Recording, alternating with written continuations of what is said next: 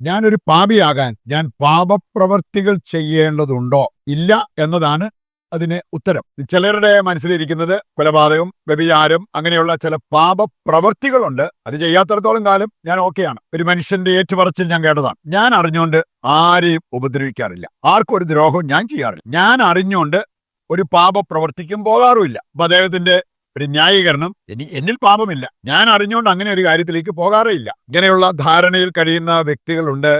ചിലരെ സംബന്ധിച്ചിടത്തോളം അത് തെറ്റായ ഒരു ധാരണയായിരിക്കാം. ഒരു പാപപ്രവൃത്തി ചെയ്യാതെ പോലും നമുക്ക് പാപിയായി മാറാവുന്ന ഒരു 7 കാര്യങ്ങളെക്കുറിച്ചാണ് നമ്മൾ വിചിന്തനം ചെയ്യാൻ പോകുന്നത്. അതിലേക്ക് പോകുന്നതിന് മുമ്പ് 2-3 വചനഭാഗങ്ങൾ നമ്മെ ഓർമ്മിപ്പിക്കുന്ന ഒരു കാര്യം. ഒന്നാമത്തേത്, നമുക്ക് പാപമില്ലെന്ന് പറഞ്ഞാൽ അത് തന്നെ വലിയ പാപം. 1 യോഹന്നാൻ 1-ാം അധ്യായം 8-9 വചനങ്ങളുടെ സന്ദേശം എന്താ? നമുക്ക് പാപമില്ലെന്ന് പറഞ്ഞാൽ നാം ആത്മവഞ്ചന ചെയ്യുന്നവരാകും. അപ്പോൾ നമ്മിൽ സത്യമില്ലെന്ന് വരും. എന്നാൽ നാം പാപങ്ങൾ ഏറ്റുപറയുന്നെങ്കിൽ അവൻ നീതിമാനും വിശ്വസ്തനുമാകയാൽ എല്ലാ പാപങ്ങളിൽ നിന്നും നമ്മെ മോചിപ്പിക്കും, നമ്മോട് ദൈവം കരുണ കാണിക്കുകയും ചെയ്യും. പറയുണ്ട്, നാം എടുക്കേണ്ട സ്റ്റാൻഡ് എന്താണെന്ന് കൃത്യമായിട്ട് വചനം പഠിപ്പിക്കുന്നുണ്ട്. പാപമില്ല എന്ന് പറഞ്ഞ് ന്യായീകരിക്കുന്നതിനേക്കാൾ നമ്മുടെ പാപം അംഗീകരിച്ച് ഏറ്റുപറയുന്നതാണ്. രണ്ടാമതൊരു കാര്യം, പാപമില്ലാഞ്ഞിട്ടല്ല പാപമില്ലെന്ന് പലപ്പോഴും നമ്മൾ പറയാറുള്ളത്, പാപം തിരിച്ചറിയാത്തതുകൊണ്ടാണ്. ലൂക്കായുടെ സുവിശേഷം 18-ാം അധ്യായം 9 മുതൽ വായിക്കുമ്പോൾ ഒരു ചെറുപ്പക്കാരനെ കാണാൻ സാധിക്കും. ദേവാലയത്തിൽ നിവർന്നു നിന്ന് പ്രാർത്ഥിച്ചവൻ, അവന് അടുത്തു നിന്നവനെ കുറ്റപ്പെടുത്തി സംസാരിച്ചവൻ. പക്ഷെ അവൻ സ്വയം ന്യായീകരിച്ച്, ഞാൻ ഒരുപാട് നന്മകൾ ചെയ്യുന്നുണ്ട്, ഒരുപാട് പ്രാർത്ഥിക്കുന്നുണ്ട് എന്നെല്ലാം അവൻ പറഞ്ഞു. അവനല്ല ദൈവത്തിന്റെ മുമ്പിൽ നീതീകരിക്കപ്പെട്ടത്. അത് സൂചിപ്പിക്കുന്നത് എന്താ? അവൻ പാപിയായിരുന്നെങ്കിലും അവന്റെ പാപം അവൻ തിരിച്ചറിഞ്ഞില്ല എന്നുള്ളതാണ്. ലൂക്കാ 18-ാം അധ്യായത്തിന്റെ തന്നെ 22-ാമത്തെ വചനത്തിലേക്ക് വരുമ്പോൾ മറ്റൊരു ചെറുപ്പക്കാരൻ, അവന്റെ പാപം അവൻ തിരിച്ചറിഞ്ഞില്ല. അവൻ പറഞ്ഞു, ഞാൻ ചെറുപ്പം മുതലേ എല്ലാ കൽപ്പനകളും പാലിച്ചു പോരുന്നവനാണ്. പക്ഷെ പിന്നീട് നമ്മൾ കാണുകയാണ്, അവൻ നിരാശനായി മടങ്ങുന്നത്. അവന്റെ ഉള്ളിൽ കുടികൊണ്ട ആ പാപം അവൻ തിരിച്ചറിഞ്ഞില്ല. ഇതുപോലെ പാപമില്ലാഞ്ഞിട്ടല്ല, പാപമുണ്ടെങ്കിലും ആ പാപം തിരിച്ചറിയാത്തത് കൊണ്ട് എനിക്കെന്ത് പാപം, ഞാൻ എന്തിനു ഉപസാരിക്കണം, അങ്ങനെയൊക്കെ ചിന്തിക്കുന്ന വ്യക്തികൾ ഉണ്ടാകാം. മൂന്നാമതൊരു കാര്യം, ചിലരെ സംബന്ധിച്ചിടത്തോളം അവര് പാപം മൂടി വെക്കും. കുമ്പസാരിക്കാൻ പോയാലും ചിലതൊന്നും പറയത്തില്ല. കള്ളക്കുമ്പസാരം നമ്മൾ കാണുന്നുണ്ട്.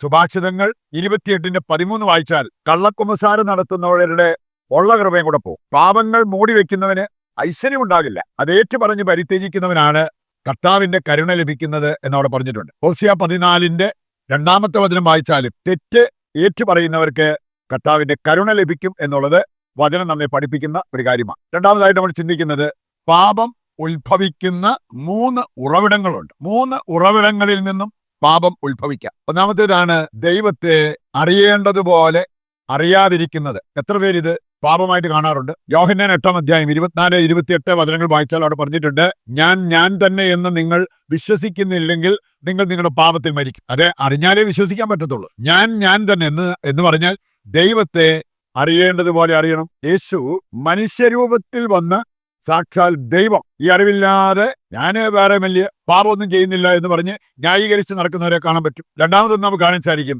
ദൈവത്തെ സ്നേഹിക്കേണ്ടതുപോലെ സ്നേഹിക്കാത്തവരും പാപത്തിൽ ജീവിക്കും. മർക്കോസ് 12-ന്റെ 30-ാമത്തെ വചനം എടുക്കുമ്പോൾ, നിന്റെ ദൈവമായ കർത്താവിനെ പൂർണ്ണ ഹൃദയത്തോടും പൂർണ്ണ ആത്മാവോടും പൂർണ്ണ മനസ്സോടും പൂർണ്ണ ശക്തിയോടും കൂടെ സ്നേഹിക്കണം, നിന്നെ പോലെ നിന്റെ അയൽക്കാരനെ. ഈ കൽപ്പന ലംഘിക്കാത്ത ആരാ ഉള്ളത്? എന്നിട്ടും എനിക്കൊരു പാപവും ഇല്ല എന്ന് നാം ചിലപ്പോൾ പറഞ്ഞു പോയെന്ന് വരും. ഈ ഒരു ബോധ്യം ഉണ്ടായിരുന്നുകൊണ്ടാണ് പൗലോസ് ലീഗ തന്റെ അവസാന കാലഘട്ടത്തിൽ പോലും പറഞ്ഞു, പാപികളിൽ ഒന്നാമനാണ് ഞാൻ. 1 തീമോത്തി 1-ാം അധ്യായം 16-ാമത്തെ വചനം നമ്മെ പഠിപ്പിക്കുന്ന ഒരു കാര്യം. അത്രയും വിശുദ്ധനായി ജീവിച്ചിട്ടും ആ മനുഷ്യൻ പറയാണ്, പാപികളിൽ ഒന്നാമനാണ് ഞാൻ. കാരണം ഈ സുപ്രധാന കൽപ്പന പാലിക്കുന്നതിൽ എന്തെങ്കിലുമൊക്കെ ന്യൂനത എന്റെ ജീവിതത്തിലുമുണ്ട് എന്ന് അദ്ദേഹം തിരിച്ചറിഞ്ഞതുകൊണ്ടാണ്. മൂന്നാമതൊരു കാര്യം, പാപികളോടുള്ള സമീപനം, അത് നമ്മളെ പാപിയാക്കി മാറ്റാം. കത്തോലിക്ക സഭയുടെ മതബോധന ഗ്രന്ഥം 1868 ഇതിന്റെ വെളിച്ചത്തിലാണ് നമ്മെ പാപത്തിലേക്ക് നയിക്കുന്ന 7 വഴികൾ അവിടെ നമുക്ക് പഠിക്കാൻ പറ്റും. പാപപ്രവൃത്തി ചെയ്യാതെ തന്നെ ഇവയിലൂടെ നമുക്ക് പാപിയായി മാറാൻ പറ്റും. ഒന്നാമത്തെ കാര്യമാണ് പാപികളോട് സഹകരിക്കുന്നത്. ഒരു മനുഷ്യൻ പറഞ്ഞത്, ഞാൻ പണം മുടക്കിയൊന്നും കള്ള് മേടിക്കാറുമില്ല, കുടിക്കാറുമില്ല. പക്ഷെ എവിടെയെങ്കിലും ചെല്ലും അവര് ക്ഷണിക്കുകയാണെങ്കിൽ അവരുടെ കൂടെ കമ്പനി കൂടും. അത് പാപപ്രവൃത്തിക്ക് സഹകരിക്കുന്നല്ലേ, അതും പാപകരമാകാം എന്നുള്ളത്. രണ്ടാമതൊരു കാര്യം നമ്മൾ കാണുന്നുണ്ട്, പാപപ്രവൃത്തിക്ക് ആജ്ഞാപിക്കുന്നത്. നമുക്കറിയാലോ, ചിലർക്ക് ഗുണ്ടകളൊക്കെ ഉണ്ട്, അവരോട് പറഞ്ഞാൽ മതി ഇന്ന കാര്യം ചെയ്തോളെ. കൊട്ടേഷൻ ടീമൊക്കെ ഉണ്ട്. ഇനി അങ്ങനെ ഒരു കാര്യം മറ്റുള്ളവരെ കൊണ്ട് ചെയ്യിക്കുന്നത്, അതും പാപമായിട്ട് അത് നമ്മെ പാപിയാക്കി മാറ്റും എന്നുള്ളത് നമ്മൾ തിരിച്ചറിയണം. മൂന്നാമതൊരു കാര്യമാണ് പാപപ്രവൃത്തിക്ക് ഉപദേശം കൊടുക്കുക. എനിക്കറിയാം, അവര് അമ്മ മകളോട് പറഞ്ഞൊരു കാര്യമാണ്, എടി നിനക്ക് 2 പിള്ളേരില്ലേ, ഇനി മൂന്നാമതൊന്നുകൂടെ അത് വലിയ ഭാരമായി മാറും, നീ പോയിട്ട് അബോർഷൻ നടത്തുക. പാപപ്രവൃത്തിക്ക് ഉപദേശം. അമ്മ എന്നെ ഈ പറയണത് എന്ന് ചോദിച്ചപ്പോൾ, എന്നാ പിന്നെ നീ അബോർഷന് പോകണ്ട, പക്ഷെ നീ ഈ സ്റ്റെപ്പൊക്കെ കയറുമ്പോൾ ചാടി ചാടി കയറിക്കോ, അല്ലെങ്കിൽ മാട്ടേന്നൊക്കെ ചാടി അങ്ങ് ഇറങ്ങിക്കോ, തന്നെ പോണേ പോട്ടെ. ഇത് പാപപ്രവൃത്തിക്ക് കൊടുക്കുന്ന ഉപദേശമല്ലേ? അത് നമ്മെ പാപിയാക്കും എന്നുള്ളത് ഈ സഭ നമ്മെ പഠിപ്പിക്കുന്ന ഒരു കാര്യമാണ്. 4-മത്തെ കാര്യമാണ് പാപം ചെയ്യുന്നവരെ പ്രശംസിക്കുന്നത്. ചില കാണാൻ സാധിക്കും, ചിലര് വേണേ അമ്മയെ തല്ലിയെന്ന് കേട്ടാലും ആ തള്ളയ്ക്ക് അങ്ങനെ ഒരെണ്ണം വേണമായിരുന്നു. അപ്പൊ ഇവരുടെ അടിയെ പ്രശംസിക്കുന്നതായിട്ട് അവിടെ നമുക്ക് കാണാൻ സാധിക്കും. അത് മാരകമായൊരു പാപമായിട്ട് നമ്മൾ കാണണം. മറ്റൊന്നാണ്, 5-മത്തെ കാര്യമാണ് പാപപ്രവൃത്തിയെ അംഗീകരിക്കുന്നത്. എസെക്കിയേൽ 3-ാം അധ്യായം 17-ാമത്തെ വചനം പറയുന്നുണ്ട്, നിന്റെ മക്കളാണേലും തെറ്റ് ചെയ്താൽ അത് തെറ്റായിട്ട് കാണണം, അതിനെ അംഗീകരിച്ച് കണ്ണടച്ചു വിടാൻ പാടില്ല എന്നുള്ളത് വചനം നമ്മെ ഓർമ്മിപ്പിക്കുന്നുണ്ട്. 1 സാമുവേൽ 3:13 വായിച്ചാൽ അവിടെ നമ്മൾ കാണുന്നത്, ഏലി തന്റെ മക്കളുടെ പാപത്തെ എതിർത്തില്ല, അത് അംഗീകരിച്ചു. അതിന്റെ ഫലമായിട്ട് എന്താ സംഭവിച്ചത്? 4-ാം അധ്യായം 18-ാമത്തെ വചനം വായിച്ചാൽ ആ കട്ടിളപ്പടിയിൽ അവിടെ ഇരുന്ന ഏലി മറിഞ്ഞു വീണ് പെടലി ഒടിഞ്ഞ് മരിക്കുന്നതായിട്ടുള്ള കാര്യം അവിടെ നമുക്ക് കാണാൻ പറ്റും. 6-മത്തെ കാര്യമാണ് നമുക്ക് ബോധ്യമുണ്ടായിട്ടും വെളിപ്പെടുത്താതിരിക്കുന്നത്. ഇപ്പൊ വേണമെങ്കിൽ ഒരു ഗുണ്ടാ വിളയാട്ടം ഞാൻ നേരെ കണ്ടതാ, പക്ഷെ അതേക്കുറിച്ച് സാക്ഷ്യം പറയാൻ വന്നപ്പോ ഞാൻ മിണ്ടിയില്ല, ഞാൻ കണ്ടില്ല എന്ന് പറഞ്ഞു. കാരണം ഈ ഗുണ്ടയിൽ നിന്ന് നമുക്ക് പിന്നീട് വല്ല ബുദ്ധിമുട്ടുണ്ടായെങ്കിലോ എന്ന് പേടിച്ചിട്ടായിരിക്കാം. വെളിപ്പെടുത്തേണ്ട കാര്യം വെളിപ്പെടുത്താതിരിക്കുമ്പോൾ അത് നമ്മെ പാപിയാക്കി മാറ്റും. അവസാനത്തേതാണ്, തിന്മ ചെയ്തവർക്ക്, പാപം ചെയ്തവർക്ക് സംരക്ഷണം കൊടുക്കുന്നത്. അത് നമ്മെ പാപിയാക്കി മാറ്റും എന്നുള്ളത് നാം തിരിച്ചറിയണം. സുഭാഷിതങ്ങൾ 28:17 കൊലപാതകിയെ ഒരിക്കലും സംരക്ഷിക്കരുത്, അവന് അഭയം കൊടുക്കരുത്, അവൻ അലഞ്ഞു തിരിഞ്ഞ് നടക്കട്ടെ എന്നാണ് ദൈവവചനം നമ്മെ പഠിപ്പിക്കുക. ഇക്കാര്യങ്ങൾ ഹൃദയത്തിലേക്ക് ഏറ്റെടുത്തുകൊണ്ട് ഇതിലൂടെ നമ്മൾ പാപിയായി തീർന്നിട്ടുണ്ടെങ്കിൽ നമുക്ക് അനുദപിക്കാം, ദൈവത്തിന്റെ പക്കലേക്ക് തിരിച്ചു വരാം. പാപികളുടെ മാനസാന്തരം ഒരു കോമൺ നിയോഗമായിട്ട് വെച്ചുകൊണ്ട് പ്രതിഷ്ഠാ ജപത്തിൽ നമുക്ക് പങ്കുചേരാം.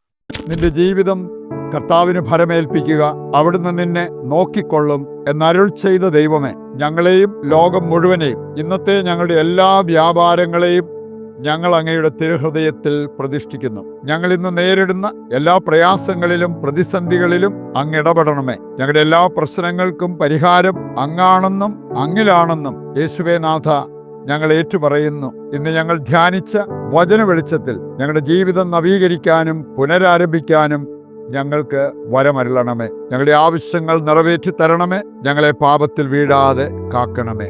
ആമേൻ. ഇന്നത്തെ നമ്മുടെ എല്ലാ ആവശ്യങ്ങളെയും കർത്താവിന്റെ കരങ്ങളിൽ ഏൽപ്പിച്ചുകൊണ്ട് താഴ്ന്ന സ്വരത്തിൽ ദൈവത്തെ സ്തുതിച്ചുകൊണ്ട് ദിവ്യകാരുണ്യത്തിന്റെ ആശീർവാദം സ്വീകരിക്കുവാൻ നമുക്ക് ഒരുങ്ങാം. യേശുവേ നന്ദി. Hallelujah, hallelujah, hallelujah, hallelujah.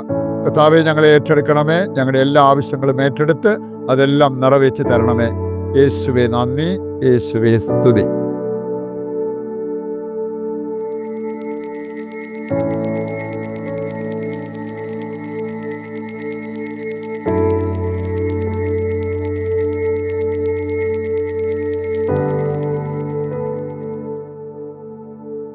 പരിശുദ്ധ പരമ ദിവ്യകാരുണ്യത്തിന് എന്നേരവും ആരാധനയും സ്തുതിയും പുകഴ്ചയും ഉണ്ടായിരിക്കട്ടെ. മറ്റൊരു എപ്പിസോഡുമായിട്ട് വീണ്ടും നമുക്ക് നാളെ ഒന്നിക്കാം. ഈശോ മിശിഹായ്ക്ക് സ്തുതിയായിരിക്കട്ടെ.